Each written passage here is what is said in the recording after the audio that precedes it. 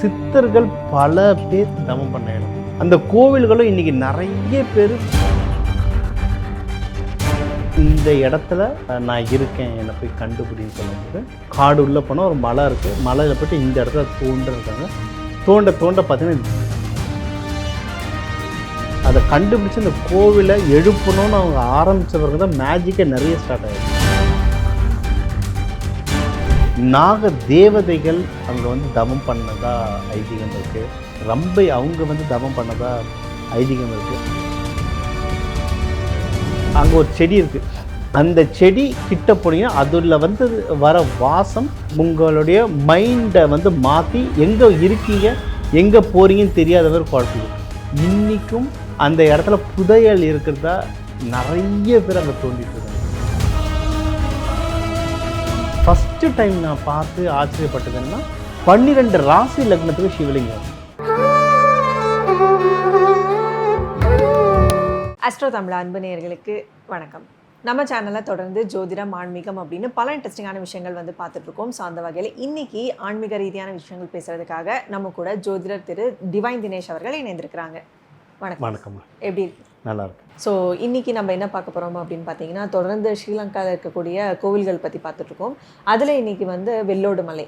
So இந்த கோவில் எங்கே அமைஞ்சிருக்கு, இதோட சிறப்புகள் பற்றி நம்ம நேர்கள். இது வேலோடு மலை அப்படின்ற ஒரு இடம், ஒரு கோவில். இது மட்டக்களப்பு அப்படின்ற ஒரு இடத்துல இருக்குது. தமிழர்கள் இருக்கிற பகுதி ஈஸ்ட் சைட், கிழக்கு பக்கம் இருக்கிற கோவில். இது ரொம்ப பழைய காலத்து கோவில் தான். ஆனால் புதுசாக தான் இப்போ நிறைய டெவலப் பண்ணியிருக்காங்க. இது ஒருத்தருடைய கனவில் வந்தது. நாங்கள் அவங்க ஐயா வீட்டை தான் இருந்து சாப்பிட்டோம். ஆதீனம் அவங்க வச்சு நடத்துறது. ஐயாவுக்கு ஒரு 20-25 வருஷத்துக்கு முன்னாடி ஒரு கனவு வந்திருக்கு. அவருக்கு இந்த இடத்துல நான் இருக்கேன் என்னை போய் கண்டுபிடின்னு சொல்லும்போது அவர் வீட்டில் இருந்து ஐ திங்க் ஒரு 1.5 hours நீங்கள் உள்ளே போகணும். ட்ராக் காடு மாதிரி தான். காடு உள்ளே போனால் ஒரு மலை இருக்குது. மலையில் போய்ட்டு இந்த இடத்துல தோண்டிருக்காங்க. தோண்ட பார்த்தீங்கன்னா வேல்லாம் வந்திருக்கு. அந்த வேலை தான் அவங்க வச்சு வழிபடுறாங்க. ஆனால் மேஜிக் என்னென்னா, அதுக்கப்புறம் தான் அதை கண்டுபிடிச்சி அந்த கோவிலை எழுப்பணும்னு அவங்க ஆரம்பித்தவங்க தான் மேஜிக்கே நிறைய ஸ்டார்ட் ஆகிருக்கு. என்னென்னா அது ரொம்ப காட்டு உள்ள தண்ணி இல்லாத பகுதி. ஒரு குன்றுக்கு மேலே, அதாவது குன்று இருக்கும் இடம்லாம் குமரன் இருப்பார். குன்றுக்கு மேலே ஃபஸ்ட்டு குன்றில் பள்ளம் எடுக்கிறதே கஷ்டம், ஒரே பாறையாக இருக்கும். அதை எடுத்த பிறகு வேல் வந்திருக்கு.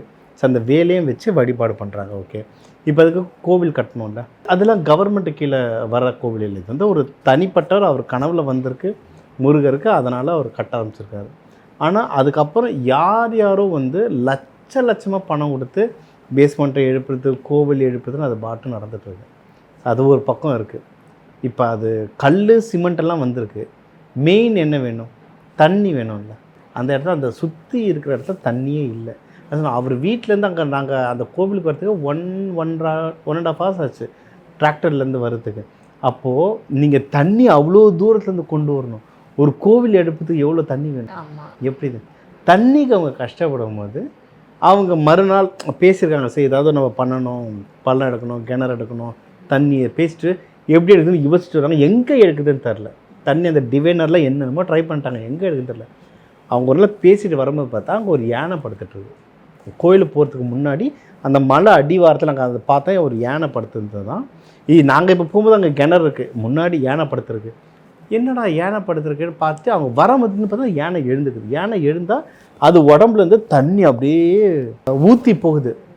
தண்ணி இல்லாத இடத்துல இது எப்படின்னா, அப்புறம் அங்கே போயிட்டு யானை அதுக்கப்புறம் எழுந்து போயிருக்கு. எழுந்து போயிட்ட பிறக்கும் அந்த இடத்த கொஞ்சம் பள்ளம் இடத்துல தண்ணி வர ஆரம்பிச்சிருச்சு. அதை தான் இப்போ கிணறாக மாற்றிருக்காங்க. அந்த இடத்துலேருந்து தான் ஃபுல்லாக கோவில் கட்டுறதுக்கு தண்ணி எடுத்துகிட்டு போனாங்க. சரி, இது தற்செயலில் கூட சொல்லலாம். ஆமாம், யானை எங்கே வருது இது அப்படிலாம் இல்லை, தற்செயல் இல்லை. நம்மள கிராமங்களில் இருக்குது நிறைய இடத்துல எங்கே உங்களுக்கு தண்ணி இருக்குன்னு கண்டுபிடிக்க. ஒன்று டிவைனர்லேயே நம்மளுக்கு குழப்பம்னா அது எங்கே ஈஸியாகனா மாடை விட்டுருவாங்க. ஒரு பெரிய கண்ட மாடு, அந்த மாடு சுற்றி எங்கே போய் படுக்குதோ அங்கே தண்ணி இருக்குன்னு சொல்லுவாங்க. அவங்களுக்கு அந்த சென்சிட்டிவ் இருக்குது. இது தெய்வ சக்தின்னு எப்போ சொல்லலாம்னா, கொஞ்ச நாளைக்கு அப்புறம் திருப்பியும் அங்கே ஒரு யானை படுத்துருக்கு. அது பக்கத்துலேயே என்னடா திருப்பியும் படுத்துருக்கு, இதுதான் தண்ணி வந்துருச்சுட்டு திருப்பி அந்த இடத்துல நோண்டி திருப்பியும் தண்ணி வந்திருக்கு. ஆனால் என்னென்னா, ஒரு பெரிய கிணறு, ஒரு சின்ன கிணறு பக்கத்தில் இருக்கும். ரொம்ப இந்த சோஃபா மாரி இருக்கும். ஆனால் அந்த கிணத்துலேருந்து எடுத்து குளிக்கிற தண்ணி சூடாக இருக்கும். டேஸ்ட்டாக இருக்கும். இந்த கிணத்துலேருந்து எடுத்து குளிக்கிற தண்ணி சில்லுன்னு இருக்கும், கொஞ்சம் லைட்டாக உப்பாக இருக்கும். பக்கத்தில் இருக்கான டேஸ்ட்டாக இருக்கும். அது வந்து என்னென்னா தெய்வ தீர்த்தம், அமிர்த தீர்த்தம்னு சொல்லி சாமிக்கு அபிஷேகம் பண்ணுறதுக்கு மட்டும் அதை வச்சுருக்காங்க. யாராவது விஐபிஸ், இப்போ நம்மலாம் வெளிநாட்டிலேருந்து வந்ததுனால நம்மளுக்கு அதை எடுத்து கொஞ்சம் கொடுத்தாங்க. அதில் அங்கே குளிச்சுட்டு தான் நாங்கள் கோயிலுக்கு போவோம். அந்த தண்ணி அவசரம் இந்த பக்கெட்டு தண்ணி ஊற்றுற எப்படி இருக்குது, அந்த அப்படியே பக்கத்துலேருந்து எடுத்து ஊற்றுறது வித்தியாசமாக இருக்குது.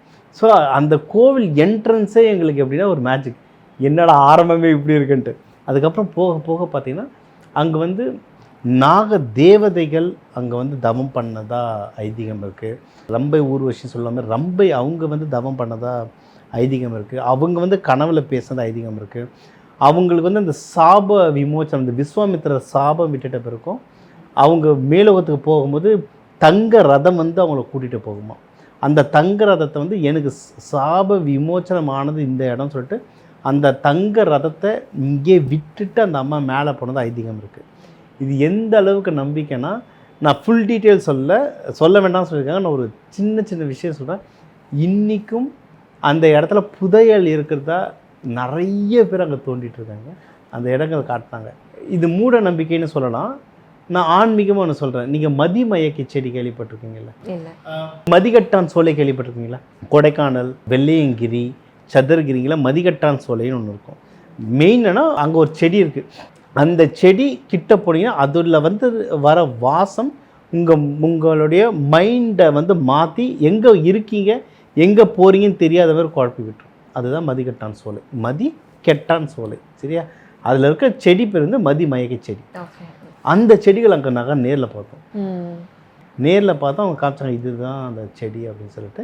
அங்கே என்ன சொன்னாங்கன்னா, எங்கெல்லாம் புதையல் இருக்கோ 2 விஷயம் இருக்கும். புதையல் இருக்கிற இடத்துல ஒன்று பாம்பு இருக்கும், இன்னொன்று மதிகட்டான் செடி இருக்கும். அந்த செடியெலாம் அங்கே காமிச்சாங்க. ஃபோட்டோ வீடியோலாம் எதுவும் ரிலீஸ் பண்ண வேண்டாம்னு சொல்லிட்டாங்க, அதனால் விட்டுட்டோம். அது எப்படின்னா, நாங்கள் அந்த கோவிலுக்கு போகும்போது நாங்களாம் விரதம் இருந்து வரோம். ஏன்னா கபில வனத்தோடைய யாத்திரைக்கு முன்னாடி இங்கே வந்து பூஜை பண்ணிட்டு போகிறோம்.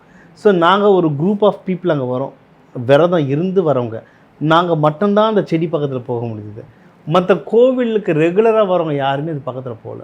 அவங்க அது நார்மலாக இருக்கவங்க அங்கே வர முடியாது அப்படின்றாங்க. அந்த செடி பார்த்தோம், அந்த செடியிலேருந்து வர சில காய்கள் பார்த்தோம், அவ்வளோ பவர். அது பக்கத்தில் நிறைய அந்த புதையலுக்கு தோணுன மாதிரிலாம் நிறைய ரகசியங்கள் இருக்குது. அந்த இடமே பயங்கர அமானுஷங்க. ஒன்று முருகர், நாங்கள் பூஜை பண்ண வீடியோ எடுக்கலாமான்னா வீடியோ எடுக்க அலோவ் பண்ணாங்க. ஸோ வீடியோவும் எடுத்திருந்தோம். ஒன்று இந்த செடி சொன்னேன், இன்னொன்று புதையல் சொன்னேன். அங்கே வந்து அந்த நாக வடிவில் தான் அந்த ரம்பை வந்து அவங்க வந்து தவம் பண்ணதாலாம் ஐதீகம் இருக்குது. அங்கே வந்து வேலோடு மலை ஆப்போசிட்டு இன்னொரு சின்ன குன்று, அங்கே வந்து நாக அம்மன் அங்கே தான் தவம் பண்ணதா ஐதீகம். அங்கே போனால் அங்கே பாம்பு புத்துலாம் இருக்குது, சாமி வழிபட்டோம். அங்கே வந்து ஒரு பையன் இருக்கான், அந்த பையன் பேர் மறந்து போச்சு. அந்த பையனுக்கு பூனை கண்ணு மாதிரி இருக்கும். அவனுக்கு மட்டும் எதனா டிஃப்ரெண்ட்டாக நடந்துக்கிட்டே இருக்கும். கொஞ்சம் அதுக்கப்புறம் கூப்பிட்டாங்க. அந்த பையனுக்கு போன மாதம் என்ன பார்த்தானா, அந்த பெரிய பையன் தான், சின்ன பையனாக பெரிய பையன் தான். என்னென்ன மயக்கடிச்சு விழுந்துட்டான். என்னடனா அந்த இடத்துல 5 தலை நாகம் பார்த்தேன். அந்த பையன் மட்டும் பார்க்கல, 3 பேர் பார்த்துருக்காங்க. 5 தலை நாகம் பார்த்துருக்காங்க, வெள்ளை நாகம் பார்த்துருக்காங்க. இதெல்லாம் அங்கே பார்த்துருக்காங்க. இந்த பையன் அதை பார்த்து மயக்கடிச்சு விழுந்துட்டான். நான் ஃபஸ்ட்டு சரி ஒவ்வொருத்தரும் ஒவ்வொன்று சொல்லுவாங்கன்னு. ஆனால் அந்த பையன் கூட கபிலவனை காட்டில் இருந்தான். அப்போ பழகும்போது தான் தெரிஞ்சு, ஓகே இவனுக்கு அந்த மாதிரி அடிக்கடி நிறைய விஷயங்கள் நடக்குதுன்றது. ஏன்னா அந்த யானை வந்து ஃபஸ்ட்டு எழுப்புறதா தலைவரை தான், தூங்கிட்டு இருந்தவரை ஃபஸ்ட்டு எழுப்புறதோ யானை எழுப்புறதா அவரை தான். அதில் இந்த பையனுக்கு அந்த அமானுஷம் ஆட்டோமேட்டிக்காக நடந்துட்டுருக்கு. அவனுடைய வைப்ரேஷன் அந்த அவன் ஜாதகம் பார்த்தா தெரிஞ்சிடும் என்னன்ட்டு. பட் அவனோட வைப்ரேஷன் அது. இது வந்து வேலோடு மலை. ஸோ நாகம் இருக்குது, வெள்ளை நாகம் இருக்குது, 5 தலை நாகம் இருக்குது, புதையல் இருக்குது, எல்லாம். எனக்கு ரொம்ப ஆச்சரியம். இப்போ அதெல்லாம் நான் வீடியோ காட்ட முடியாது, வீடியோ காட்டவும் கூடாது. அது வேலோடு மலை. அந்த மலையில் பள்ளம் நடக்கும்போது வேல் இருக்குது. இப்போ நம்மளே சின்ன வயசுலலாம் கிண்டல் பண்ணுவோம், இவரே புதைப்பாராம் அப்புறம் இவரே எடுப்பாராம், என்ன வேணால் கிண்டல் பண்ணலாம், வாய் இருக்குன்னு கிண்டல் பண்ணுறோம். ஆனால் ஆச்சரியப்பட வச்சது என்னென்னா, அந்த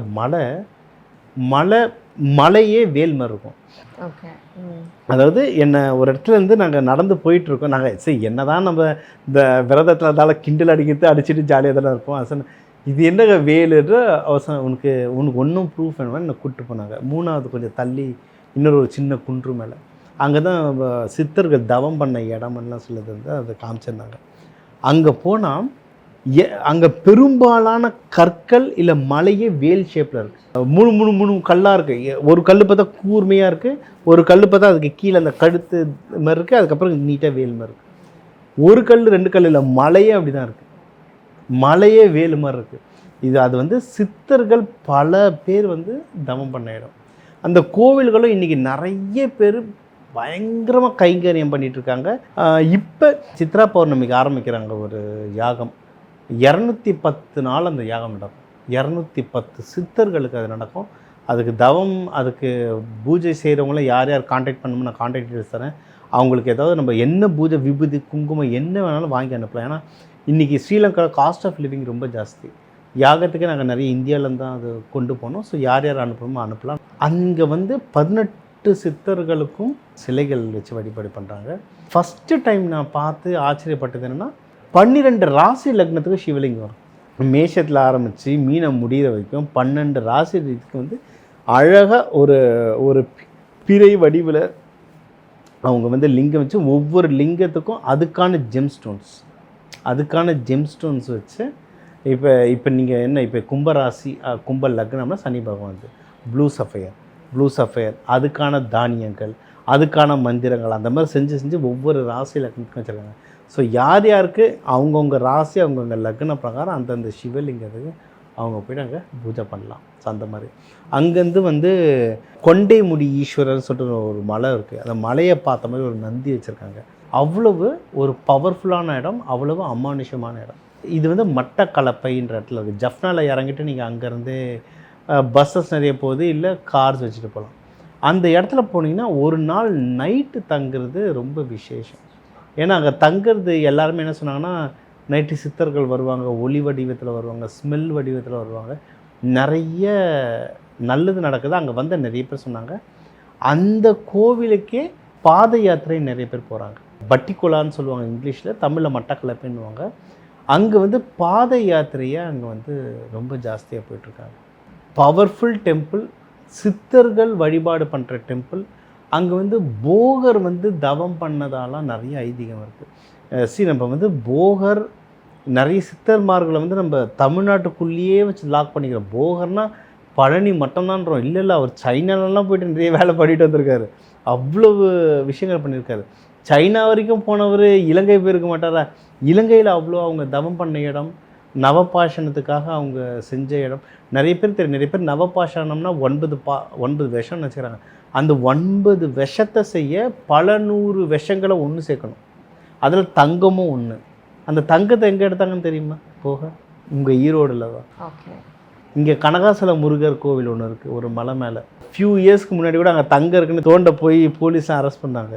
நியூஸ் பேப்பரில் வந்திருக்காது. கனகாசல முருகர் கோவில் அங்கே தான் போகர் வந்து தங்கம் எடுத்தது ஐதீகம். அந்த மாதிரி அவர் உலகம் முழுக்க நிறைய இடத்துல போயிட்டு மூலிகைகளை சேர்த்து ஃபைனலாக கொண்டு வந்தது தான் அந்த 9 நவபாஷணங்கள். அந்த 9 நவபாஷணங்களை வச்சு அவர் சிலை செஞ்சது.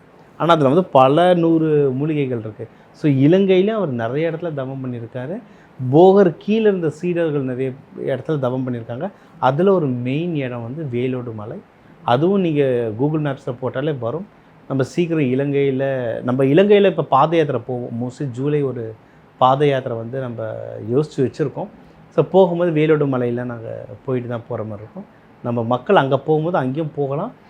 டூராக போகாமல் இப்போ நம்ம பழனி திருத்தணிக்கு போனோன்னா எப்படி விரதம் இருந்து போய் ஒரு நாள் நைட்டு தங்கி சாமி பார்த்துட்டு வருமோ அதே மாதிரி அங்கேயும் பண்ணால் பவர் ரொம்ப நல்லாயிருக்கு. ஏன்னா இது நான் சொல்கிற இடம் எல்லாம் காட்டுக்குள்ளே இருக்குது, நாட்டில் இல்லை, காட்டில் இருக்குது. பவர் வந்து ரொம்ப ரா பவராக இருக்குது. போனீங்கன்னா நல்ல வைப்ரேஷன் நீங்கள் அதை அங்கே பார்க்கலாம். ஸோ ரொம்ப சுவாரஸ்யமாக வந்து ஒரு கோயில் பற்றியும் சொல்லிட்டு இருக்கீங்க. இன்றைக்கி வந்து வேலோடு மலை பற்றி ரொம்ப இன்ட்ரெஸ்டிங்கான இன்ஃபர்மேஷன்ஸ் வந்து நிறைய நம்ம நேயர்களுக்காக சொல்லியிருக்கீங்க. ஸோ தொடர்ந்து இன்னும் நிறைய கோவில்கள் பற்றி பேசலாம் சார். அது வரைக்கும் நன்றி. வணக்கம். நன்றி.